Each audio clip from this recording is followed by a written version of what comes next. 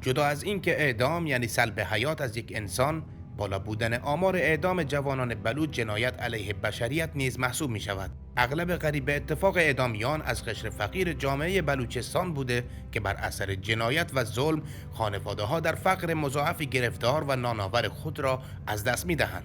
کودکان یتیم و تربیت صحیح آنها با چالش جدی مواجه می شود و زنان بیوه و سرپرست خانواده می شوند. این باعث فشارهای روانی بسیاری بر مادران در جامعه‌ای می شود که حتی مردان در به دست آوردن نان شب خود پریشان هستند. بالا بودن آمار زنان بیوه و کودکان یتیم در جامعه‌ای که بیش از 70% مردم زیر خط فقر زندگی می‌کنند، فاجعه‌ای است که در طول سالها آسیب‌های اجتماعی آن به صورت جدی نمایان شده و در نهایت سلامت روانی و امنیت جامعه را با خطرات بسیاری روبرو خواهد کرد. وظیفه هر یک از افراد ملت بلوچ اعتراض به این جنایات و تلاش برای جلوگیری از اعدام‌ها در آینده و کمک به خانواده‌های قربانیان ستم جمهوری اسلامی است.